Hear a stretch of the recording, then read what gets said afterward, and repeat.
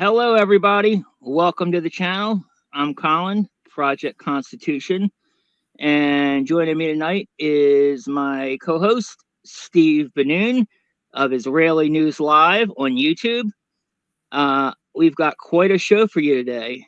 Steve was able to put together something for us using the work that myself, Tai, from We Are Not Going to Mars on YouTube, We Are Not GTM on X, and himself had all put together to kind of pinpoint, the shooter of the Charlie Kirk thing.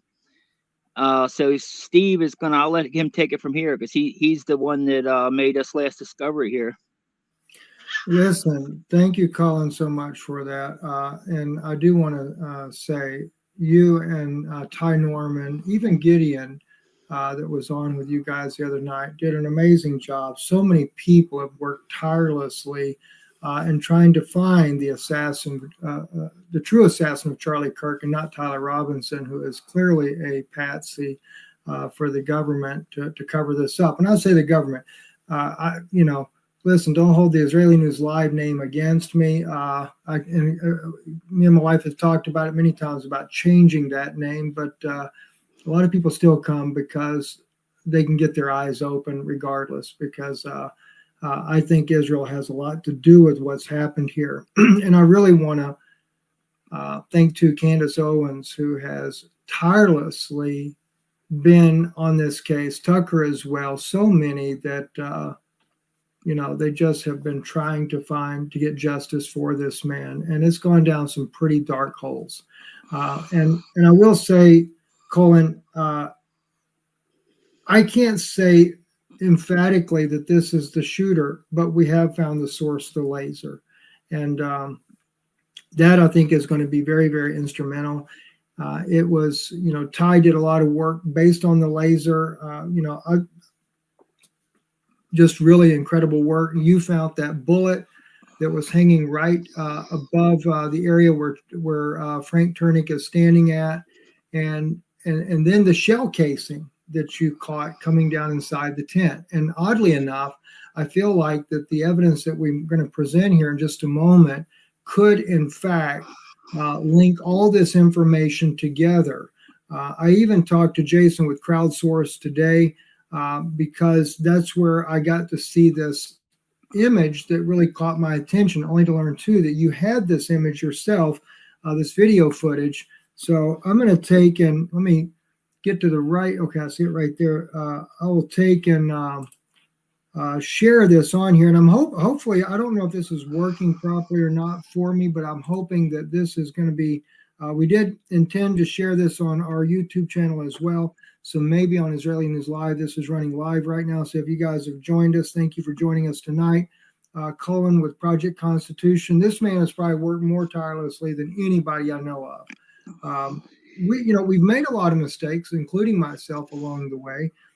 So we've tried to get a little bit more careful about pointing the finger and who we think might be the person that's behind this, and but at the same time, we're still trying to find out too exactly what's going on, and to get the truth of the matter. So as we make those mistakes, we come back, we clarify, hey, we made a mistake on this.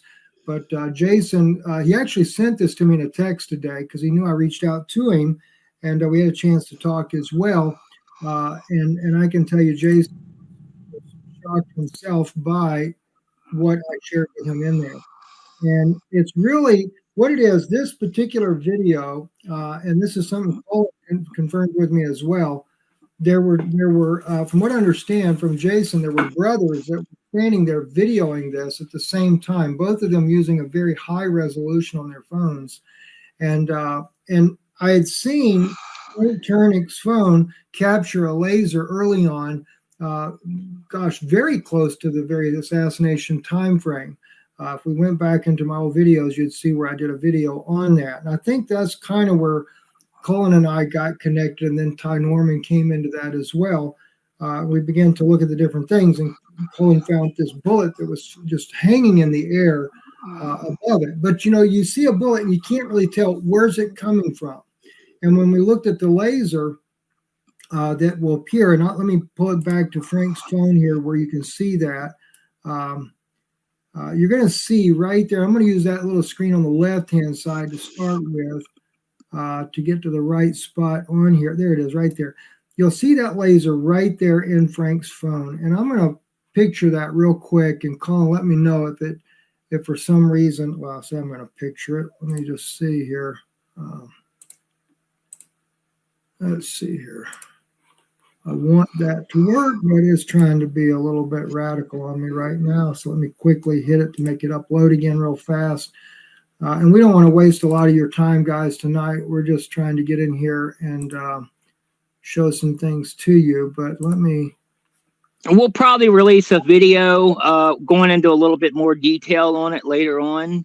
But this is just like we're giving you the gist of it now, kind of how we came to this conclusion, how we initially, found between the bullet I found in the air and the laser that we found on Frank's phone, or Steve found on Frank's phone, and even the shell casing that I found in the tent. And we were able to tie all three of those together to pinpoint, a rough angle of where it was. And then with the diligent work of Steve here, he was actually able to go frame by frame by frame and find where that laser came from. And once you see it, I mean, we're not gonna blame anybody or say guilt or anything, but it makes you, once you see it, it's gonna really make you think, well, why would anybody else have a laser? Exactly. So, it creates a lot of questions. I want to really quick go to this picture right here. That first, can you see the picture I just popped up where it's got the three circles, Collin? Show that, or no. do I need to change? All right, let me change that frame on here real quick.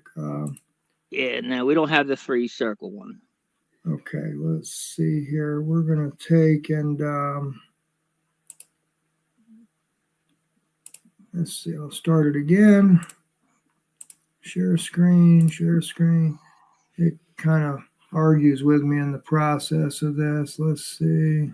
Steve's not too familiar with StreamYard, which is the software I use here. So just give him a few seconds here. A little bit of a learning curve. This picture right here, I've seen Collin, this first one where you can see Frank Turnick's phone here in there. That was the bullet that Collin discovered early on in this and put this out. That was amazing. And I knew then that the laser was accurate. In fact, actually, Tai Norman, when we were looking at this, he pointed out something that I'd actually gotten wrong. I thought the laser hit the phone and it went up and then was on on Charlie, and then shot him. But it was the opposite.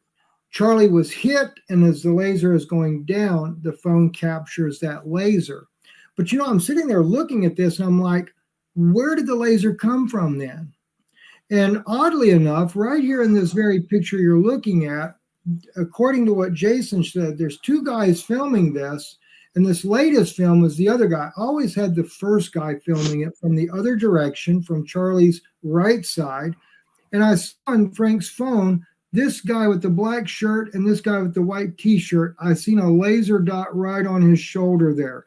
I thought that's where the direction it was coming from. So I began to think more that Tai Norman and Gideon are going to be accurate. The shooter is somewhere back in that direction, right? Now, Jason had put out this, I think, on Redacted when he did the interview there, and I differed with it for a couple of reasons that those other two were bullets.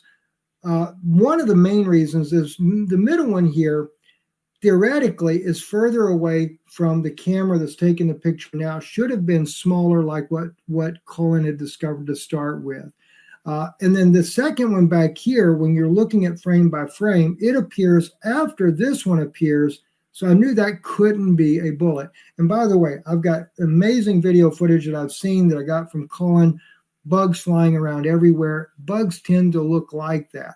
But I don't want to discount it, and I'm not here to discredit anyone. It's just simply to say I think that the only real bullet is this one here, which right before Charlie is hit, it's like a flash, not even a second, and he's hit, right?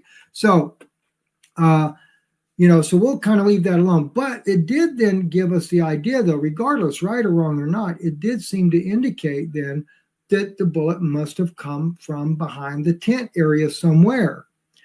Well, Tai and Collin and I were doing this long interview the other day and while we were doing it, I got sidetracked with a very interesting part here, and I'm gonna take you to that now.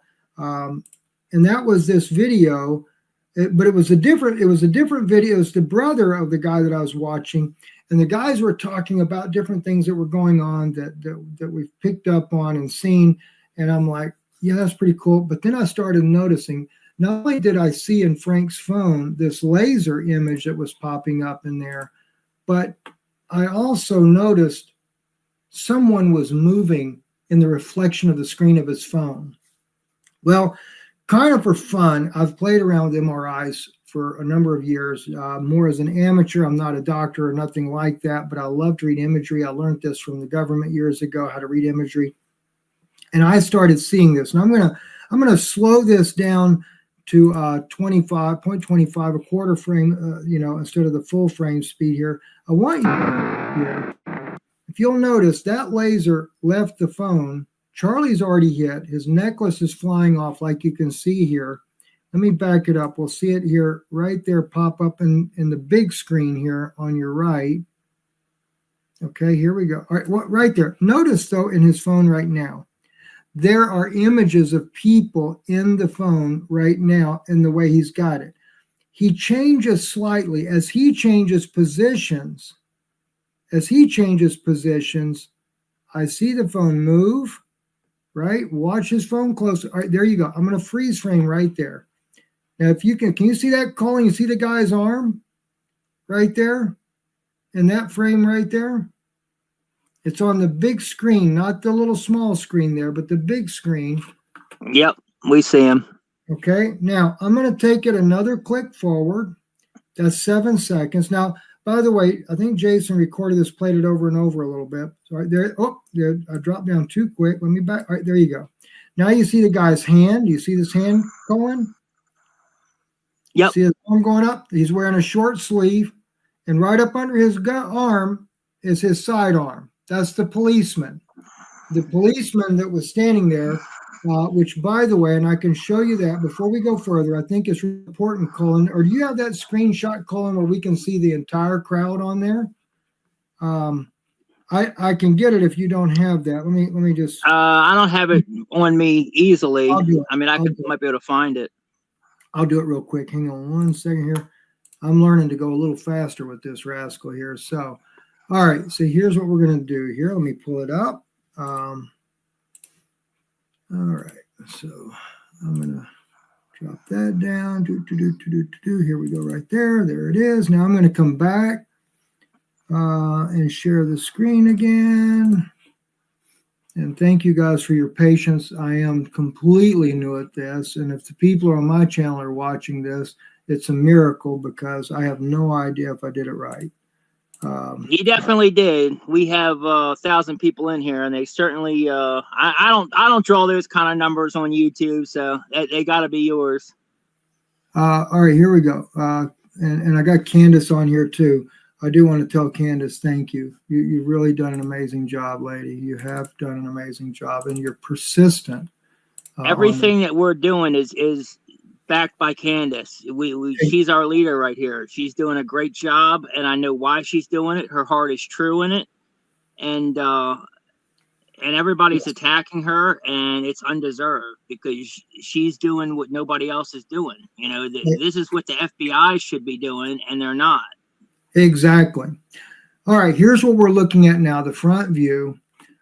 Mike Adams, and I sent Mike Adams a message. Mike, we're good friends, and Mike had early on posted this. He's the health ranger. Many of you guys know him. And Mike Adams had showed this van, the door opening, literally 4 seconds, as Collin pointed out earlier today, 4 seconds before the shot rang out.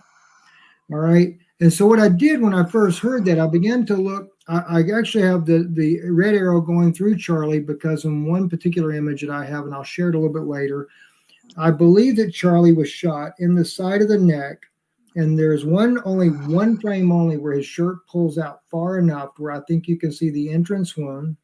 There's a tendon on the side of your neck here, and it's behind that tendon. So when you're looking at it in a 2D image, it looks like it's close up, but it's not. It's way back to the back, which would also explain why there is shock to the spinal cord and the brain stem that would cause instant paralysis. All right, so it hits there, it comes out here. So when I did the red arrow, I did it because I was trying to figure out based on the shot at this time. I wasn't basing it on the laser, but I circled Frank Turnick's phone in green because I knew that that laser had hit his phone. So I'm looking at the angle of the shot the best I could.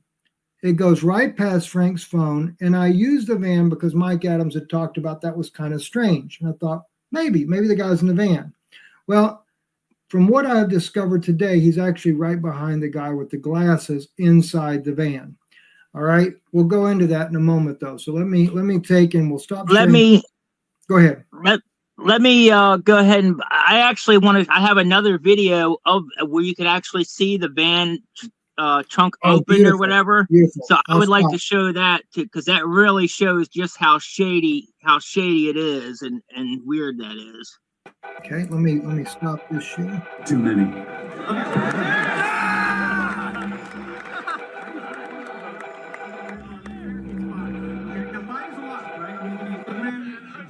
Is this the one? Yeah, okay, yeah. Yep, there it is. There it is. In America, over the last 10 years, counting or not. Yep. And that, I do believe, was a bullet there that you caught there on that, Collin. Going past that guy when you show that different color in the imagery there. And the best I can tell, he still has a line of fire. It's not like you think. It's not obscured by the back of the tent. The van is sitting far enough over. But oddly enough, though, Collin, it's sitting, I think, close enough. I've looked at the distance based on the men that's standing there. If their arms are stretched out at a 6-foot stretch, and they're within, from that length right there, that's a one-arm stretch there to the top of the tent, it's within about 14 foot for that bullet to hit the top of the tent if it come ejected out and over onto the top of the tent and rolled down through and fell through the tent. And by the way, guys, you're going to see in just a moment, though, where the laser leads you to. I'm just wanting to set some of the stage for you, but I don't want to go too far off on that and then leave you guys hanging, wondering where the heck are we going with all this, and then we're not getting anywhere. So let's go then back to that video, because I think that this video here is so important here. And I always said Frank Turnick had the evidence sitting in his phone. He had no idea. All right, let's watch this now. Watch what happens. So there's that policeman. I'll back it up again, right? You'll see him. I actually knew it was the policeman because I also saw in the phone there, when I blew it up, I could see the patch on his sleeve. And of course, I saw the gun in between his side there. So I know that that's that Oriental policeman that we see in so many videos when they're taking Charlie Kirk's body out and he's telling the people to stand down, get back, that type thing there. I knew that was the same guy, right? I'm glad we saw him too, because that's a good that gave us a good landmark as far as, okay, we know where that is at that point in time. Yes. So here's what's going to happen next. Frank has got his phone there. He's focused on Charlie or the crowd, whoever he's filming. I don't really know what his filming purpose was there. But now the phone kind of drops low in the screen on the right. So you watch the screen to your left here. And we're going to watch for that laser, right? You can still see the movement. Now the laser is already starting to catch the corner of his phone. There it is right there. That's the first part of the laser. Now you'll see right there in the big screen on the bottom, you can see the laser in the phone. You can also see it over here in the laser on the phone. Now I want to show you. I'm going to stop share for a moment. All right, before I do that, let me show you one other thing, right? want you to We watch got that. zoomed in videos, guys, so don't worry. We're going to show it to you zoomed Yeah. in as well. Right. So I'm going to do another frame, right? I want you to watch that laser. Now watch it disappear. Oh, wait a minute. Jumped off of it. Oh, wait a minute. I lost him. There it is. There it is right there. All right. Now, well, there you don't see it, but I do know where it's at on a 20-second mark. Let me go to the 20-second mark of the video here, okay? Because for me, because it's being replayed back and forth for a few seconds here. All right, here we go. 20 seconds. Let's find it. Several frames in there. There it is right there. Now, notice right here in this bottom, there's a laser there, all right? I'm going to show you the zoomed in just a second, but I'm going to go one more frame. That laser is going to go off. It's actually 3 frames. The laser goes off. But what you don't see yet, because I haven't zoomed in for you yet, is I could tell automatically it was the windshield on the inside of the van. I knew already that the Oriental policeman was back there by that van. Now I've got that Oriental policeman walking there, and I can see his gun on his side. And then suddenly, in behind somebody that's standing in the way, which we already know who that guy is that's standing in the way, I saw the laser, and then I saw the laser go out. Now I want to show you what happens when you see this. And oddly enough, the other guy, the guy's brother that was filming on the other side, it made it look like the laser was coming from behind him over this other guy's shoulder. What it is, it depends on who's filming, how it picks up. But I couldn't find a source from the other side. But it can, theoretically, pick up in his phone, but show somebody different, but with no source. But here's what happens when we get a source. Let me stop sharing the screen here. Let me get back over here. We're going to stop sharing for a second. And now I'm going to take you, let me get it pulled up on the screen real quick first, so I have it up here. Okay, there we go. Now I'll go back to the, we're going to share it. And, okay. And we're going to share the window, the image. Here we go. All right, guys.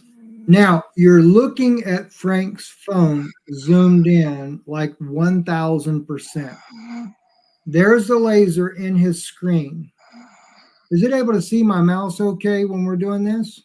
Yep, we can see everything. Okay. Now, the front windshield of the van right here. All right, then there's somebody standing there blocking the view. I can actually see the face of this guy right here. That's that guy that we saw with his arms crossed like this. And I even thought in the beginning he had a gun under his arm. No, he didn't. But that's who that guy is right there.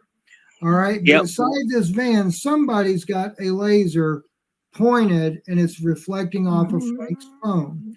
The rest of the windshield's over here.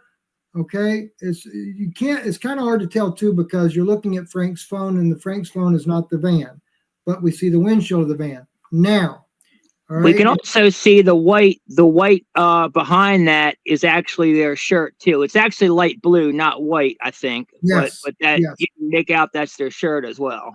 Well, you're looking at the guy's arm right here, and like I said, I'm very good at MRIs, and so for me, it's very easy to identify things in here. Let me show you, though. We're going to go now and tell me if this allows me to do it. This is when the laser goes off because it's like only 3 frames, then the laser's turned off, and when the laser goes off, here's a man sitting there, his face. You can make out his ear right here, his head coming over. There's no, and I can see the shape of his face, his shoulder sitting in here. He's inside the van. And by the way, he looks as if he's got extremely short hair because you wouldn't be able to see his ears that definitively if he didn't have short hair. But I'm able to make him out simply by the fact that and it's really freaky when you're watching the video because the laser goes out and then here comes the image of a person's face reflected in Frank Turnick's phone. And so I know now the source of the laser is coming from that van. Definitively, it's coming from that van. And so I get that. And then from that, suddenly the laser goes off and you've got a person in behind there. I'll bring it back up so you can see it closer, okay? And you can see even the guy's nose. It's able to be made out just enough. You can see the guy's nose. Collin, I think it'd be good if you want to, if you can share too, that bullet casing that you discovered in that other frame as well. That's so important because seeing absolutely it in there was amazing. All right, let me go ahead and pull that up.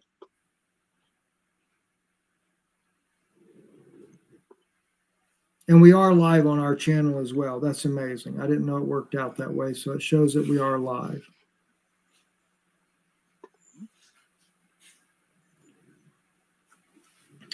Shell casing. Yep, there it is. All right. You know, that clarity of the video was amazing. Let me turn the sound off. We don't need the sound. Yeah. And we want to try, if we can. Are you able to zoom in on that a little bit too, Collin, where we don't see Charlie fall over in there? Or maybe you showed it. Well, I know we don't see anything grotesque, and I think that's the important thing, that we don't do that to people. Yeah, I'll make sure we don't do that. I cannot zoom in though, unfortunately. Oh, actually, you know what? I have, instead of showing the main shot, let me go ahead up to where we have I have a zoomed in version. Okay. Let me see if I can find the zoomed in version. I think I have a zoomed in version on here.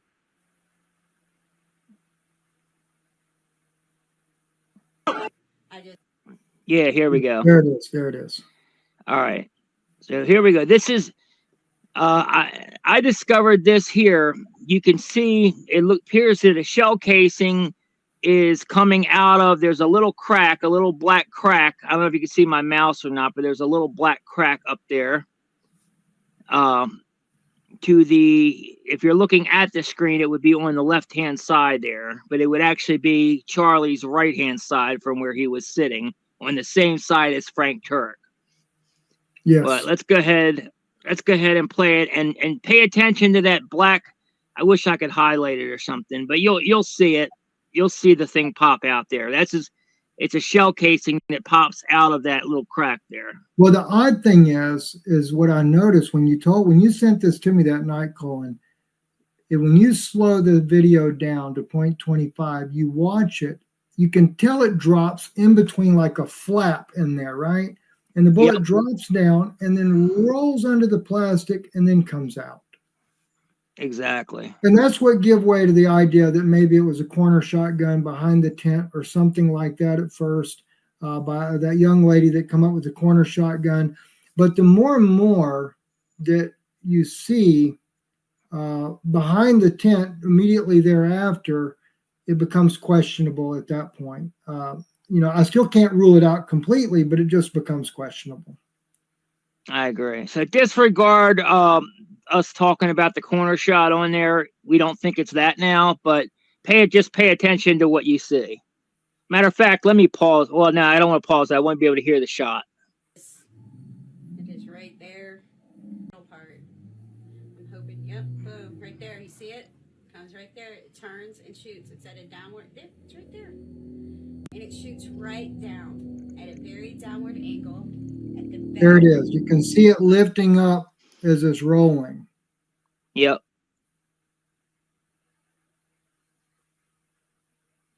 Let me go ahead. Play it again.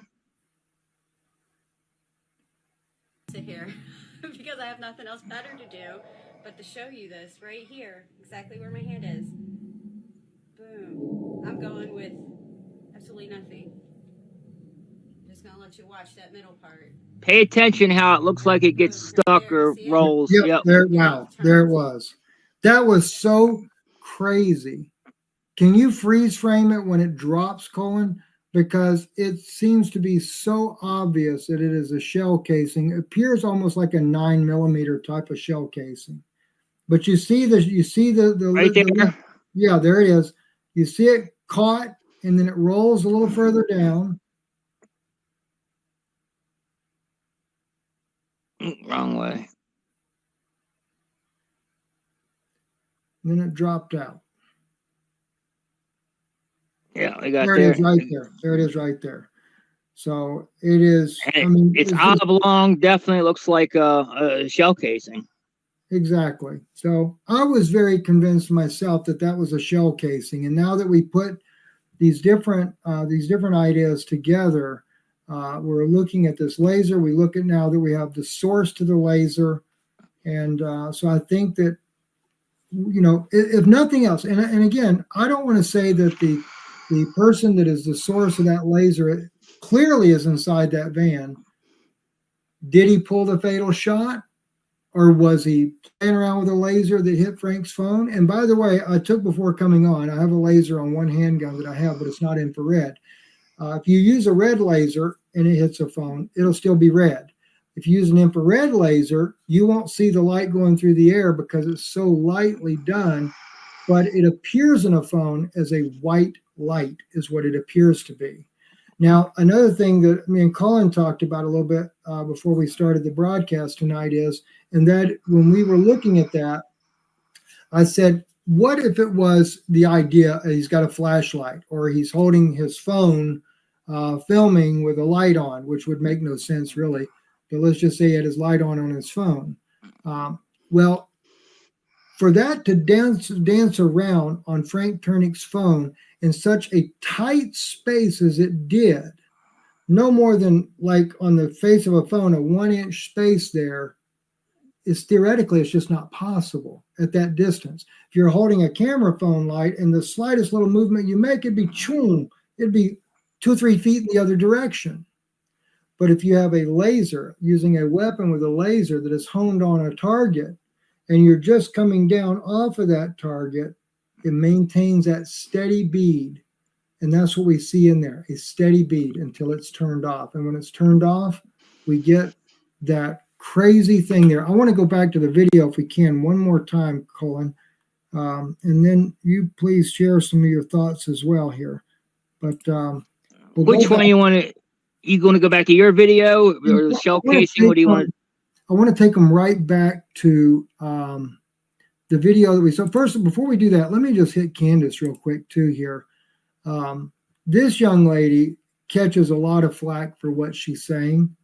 That is it. It serves us or it doesn't serve us, and we want to move on. And so here's a holiday. Bro, if they try to give me a holiday, what is with them giving people a holiday after they kill them? Yeah, very good point. Candace Owens, though, this young lady has tirelessly tried to find the person that took out her friend. And so I, you know, regardless of what you might think about her views or anything, I don't care. I stand She's with an excellent investigator too. She's one, like, I don't agree with every point she makes, but she is an excellent investigative journalist. And when it comes to that, I back her 110% to the moon. Yes. And Candace, look, if we could ever have a conversation about it, my wife and I, we would probably give you heebie-jeebies because of the attack that was done on our family when Carrie Madej injected us with 21 mils of peroxide. They killed my father-in-law. But we were warned, just like Charlie was afraid, we were warned about 2 years before they targeted us. And so we know firsthand. So I just wanted to say this about Candace because I think she's an amazing young lady. And, you know, and when it comes to Charlie, he was extremely pro-Israel until October the 7th. That really seemed to start waking him up, and he began to really start questioning a lot of things. So I just wanted to say that real quick there before. Are we able to see crowdsource video there that he put up, the one that you have as well, Collin? Did we have that back up now or no? Yeah, well, no, you still have Candace up there. All right, I got to stop the share real quick to make it reshare. I noticed that's kind of weird how that works. I also want to make a point too, because a lot of people are attacking her and saying that, you know, the gag order doesn't affect her, doesn't affect us. And to those people, I say you're wrong. It's intentionally, the gag order is intentionally vague to say anybody involved in the case. They 100% can use that as a snare to try to silence us and hold us in contempt as well. So she's 100% accurate in saying that it does affect us, and she is not going to, she's going to violate it. And I'm going to say, I stand with her. I'm going to do the same thing. So exactly, you know, we are in a battle of freedom of speech right now, and more than ever. And I can see why they would try to use this particular event, because so many people have been targeted as the possible shooter. You know, I've been guilty of that, and, you know, and thinking, well, I think it's that guy there, you know, and not being that way. And that's why I even say with this here, I can say definitively where the laser comes from, but I can't say that he pulled a trigger, right? I do want, though, one more time to show that, but I'd like, though, Collin, if you can show what you found on that. You caught another muzzle flash, and I'd like for that to be seen as well. But let me quickly, one more time, we'll look at this video here that we have.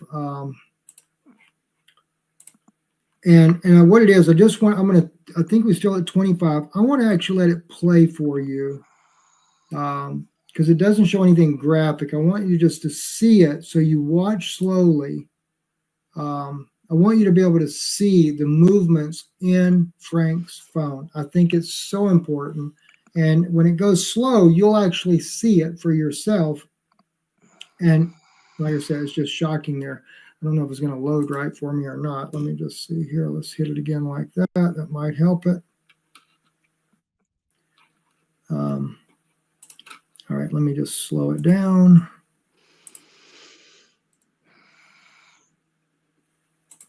I'll get rid of the volume. Watch his phone. See the movement inside of Frank's phone. I don't want the line to get up in the way. There's the policeman. He was walking in there, right? You see the policeman again. You can see his gun on his side, or a policeman anyway, right? There came that laser. Laser's still on, right? Because they're doing it back and forth, right? You see the laser popping up in Frank's phone. But then you see it, oh gosh, it's like 2 times there it pops up in there, because he's replaying it over and over and over, that slow motion right there. But it popped up twice there. And there it is. That one right there is the one that is so definitive. At the bottom of your screen, just to the HDR, to the right of that HDR, you see the top of Frank's phone. You see that clear image of that laser dot, and you can see it over here in Frank's phone more clearly. And then we get 1 frame more, and let me just right, because you got to get it just right, because if you don't get the frame, well, it's froze up again. There it is. Then you see the guy in the background there, and that's what I zoomed in to show you, so you can see it much better. These are the you guys, I know you guys are having a hard time in the chat seeing it, but if you go to Crowdsource the Truth, if you go to his page on X, this exact video is on his page, the high definition HD 4K video. So if you go to that video, you can see exactly what we're talking about with yourself with your own 2 eyes, if it's not showing up on the screen for you here. Exactly. And I'm trying to find out, I forgot how to stop sharing my screen again. Stop sharing is right there. Okay, there we go. So can you show Collin that reflection of that laser? And then also the guy that was on the outside, can't say that he was the guy in the van, but it is kind of interesting. He's wearing gloves. Why would you be wearing gloves? That was kind of odd. Oh, and also the bullet there, right? You get the bullet. There it is. You just freeze frame that bullet in there. And, you know, you can clearly see it coming. You can't tell the direction it's coming, but 1 frame caught that bullet. That was unbelievable. It's frozen. Yep, I know that feeling. Oh, there it is. Oh, come on now. All right, hold on. Let's see if I can.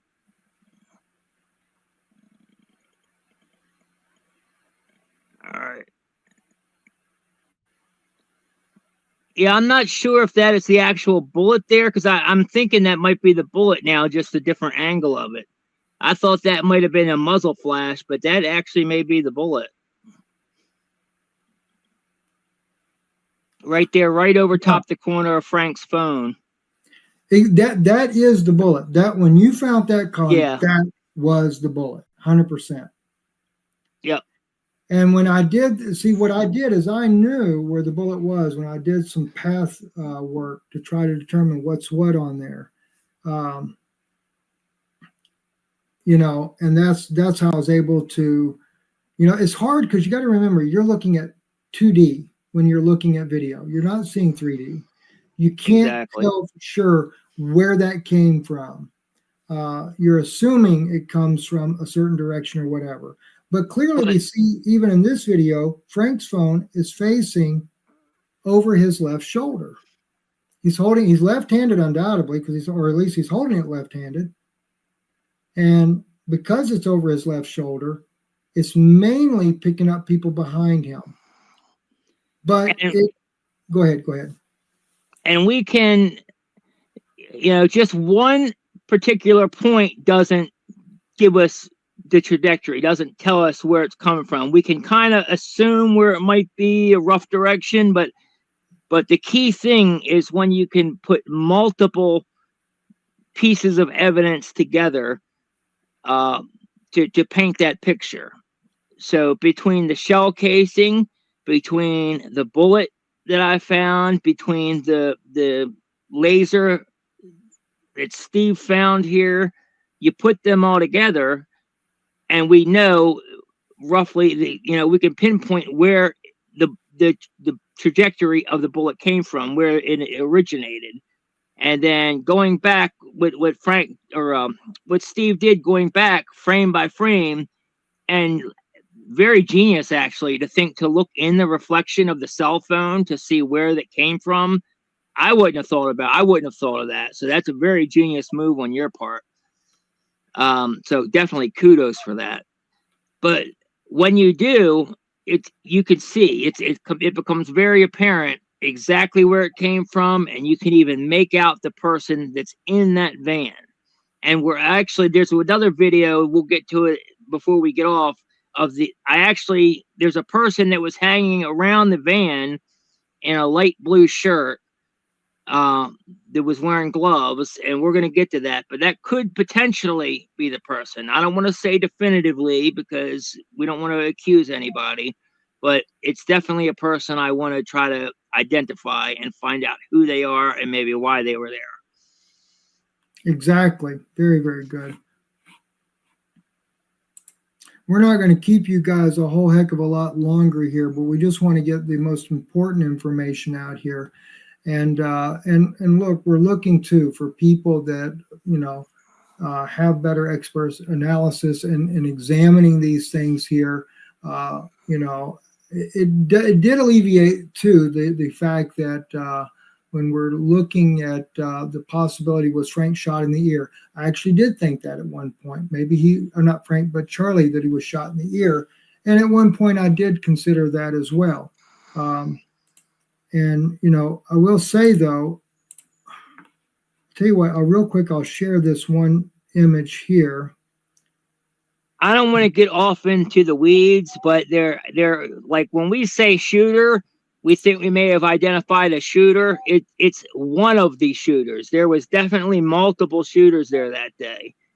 So we're just focusing on one particular one right now, but we still do believe there's another shooter possibly on the BA building. We believe that potentially the palm gun guy could be one. So I mean, there's a lot of what ifs. They intentionally did that to muddy the waters, though. Yes, they did. Absolutely, they did. So, do you have a screen up that you're going to share there yet? Okay, we'll quickly look at this then. The only thing I wanted people to see on this one here, the only frame that I could ever find that looked like inside the green circle was the entry wound there. I have the gray stick on there to give you an idea of the depth perception, because you can't tell when you look at the entrance, what I consider to be the entrance wound there in his neck. It's the only time that his shirt pulled out far enough, and that hole, or what appears to be a hole, is as low as where the chain was resting on his neck. I do believe that this entire front area there where the line is bruised as the bullet traveled through his neck and came out the front. When I did do a top view, I got one top view image, thanks to Collin getting someone that sent him in that image there. I was able to use a rough idea trajectory based on knowing that where the gray line is, that's actually his muscle or his tendon that connects right here going at the base of his ear coming down, and the hole is behind that. So I was able to roughly make an image there of that trajectory from that top view that someone sent Collin, and it did it seems almost perfectly in line with the van coming at that angle based on the way it hit him, if indeed this is the entrance wound. So I do say that as a conjecture, not as an absolute, but just from what I can tell anyway, I think that's correct. And how do I stop sharing that screen? Did you get it stopped? You already did. Okay, good. You already stopped it. All right. You want to go into that one part there before we close? I sent you the video. I mean, I guess I can pull it up if you want. The only thing I want to show still is the guy that we saw with the glove. Yeah, that's the one I was thinking about. Okay. You want to pull it up or you want me to? I'll get you to pull it up because I can't figure out where I put it at now. Okay. Let me go ahead and I must have messed it up when I downloaded the other one there. I'm not used to using that source there, and I think I messed it up. Just give me 1 second here. Close up of glove. Okay, I found it. Luckily, I did label this one. We're in luck. Okay. So let's all right. So this guy right here. And by the way, as you know, when you can tell in the still shot that you showed of the shooter in the back, or the potential shooter in the back of the van, you can actually tell that he's wearing a light color shirt and that he appears to be bald. Is that correct, Steve? Yeah, it is, because from where I can see the image there, his ears are so prominent. There's no hair blocking the ear view, and it's very obvious when I zoom in on it. So I figured that he was most likely bald or very, very short hair, shorter than mine. Exactly. So we're going to let this play out. This is only like a 2-minute video or so. It's not long. We'll let it play out because it shows you, it not only gives you a good look of the guy, but it also kind of shows you the weird, him lingering around and the movements he was doing and kind of like casing things out. So let's go ahead and play that.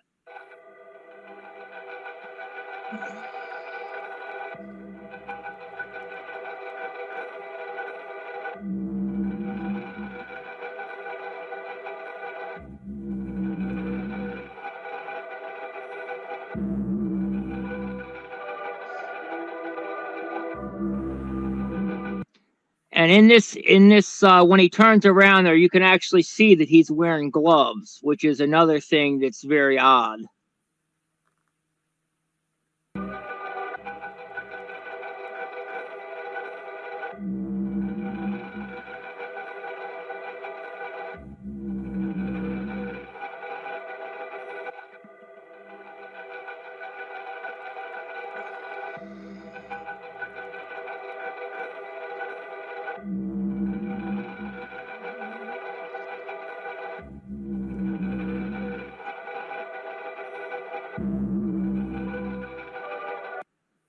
All right. These are just people of interest, people that we want to know more about. They are not guilty. We're not saying anybody's guilty. But if you have any information as to who this person may be, we would like to know that. So if you could send that either to Steve, or you could send it to me through DM, or to my email, which is listed on my channel website. or actually in the video description as well. There you go. I want to thank everybody for listening over on Israeli News Live as well, and also here on Project Constitution. We appreciate you so much. If you happen to know Candace, I know that Collin has a contact with her, but if you happen to have a more of an intimate relationship, not meaning intimate like the way it sounds, but in other words, you know her more personally, I guess would be the right way to say that. Let her know about this video. Get her to see what she thinks and have her own opinion on it. Also, too, want to just quickly a shout out to my wife. She, after all that our family has been through as well, she's finally started back up. She's doing exposing the Noahide laws and defending the faith on her Substack channel. It's janasatova.substack.com. That's part of her maiden name there, and her listing there it is. She's got some amazing articles already out. She's already written 2 there. So I'll put a link in the description for you guys to be able to follow that as well. Collin, thank you. Do the same as well, actually. I'll have Steve text it to me after, and I'll put it in the link of my video for you guys as well. Thank you. And Collin, thank you for jumping on here and putting this together tonight, helping me to learn to use StreamYard. Hey, that was an exciting moment to do there. So maybe I'll be using this a little bit more often in the future. So you should. It's a lot more user friendly and easier. It's more it's easier to live stream and do things off of it. Yes, and I assume that you can do this as well over on what would you call that there? In other words, like I could live stream at the same time with you. I could also be live streaming onto X as well. Is that correct? Yep, you sure can. Sounds great. Thank you, guys. Thank you, Collin, and y'all have a blessed evening. Tai Norman, my friend, where were you tonight? We were hoping you would join us on here tonight. But anyway, blessings to you as well, brother. Yeah, I wanted to say that as well. Big shout out. We tried to get Tai to come on with us. He wasn't available, unfortunately. But this work is his too. You know, he's right there with us because we all have been working together this whole time. We did this as a team, and the discovery is as a team, all 3 of us. So I want to make sure he gets credit for this as well, because without his work, we would not have been able to do what we did tonight. That's exactly right. So check out Tai Norman. We are not going to Mars. One day I'm going to ask him about that. So, because I get tickled over that name. And yeah, and interesting for sure. Name of his Twitter name or X name? What is that one? His X is We Are Not GTM. Okay. We Are Not GTM. Awesome. So make sure you go follow him on X, subscribe to him on YouTube. Do the same for Steve. Make sure you follow Steve on X. I'm not your Steve. Go ahead and tell him your X handle. I actually have 2 different ones. The main one that I'm on is let me make sure I get the name right on this thing. Israeli News Live at Stephen Bennun, Denoon. When I first wrote books, I wrote under the pen name of Bennun, and I do have one, Israeli News Live at Stephen Bennun, Bennun, which is my real name. So anyway, but Stephen Bennun is probably the main one where most people are at. We have a little over 12,000 followers, not a huge group in there. But anyway, look forward to get that number up, guys. So thank you, guys. Thank you, Collin. You guys have a blessed evening. You too. And one last shout out for Candace, because she is leading the charge here. And, you know, without her, I mean, she's the one that's helped keeping this alive, helped keeping the momentum, you know, so it doesn't die. Because the administration, the FBI, I mean, we've all heard Cash Patel call us all crazy and wants to shut us up, and now the gag order. So the only thing that is helping keep this alive is people like us, and especially Candace out there being as loud and vocal as possible, keeping this in the media. So without her, none of us would, you know, what we were doing probably wouldn't matter as much. So that's right. That's right. Thank you, Collin. You have a good night. You too. Thank you guys all for coming tonight, and see you on the next one. Peace.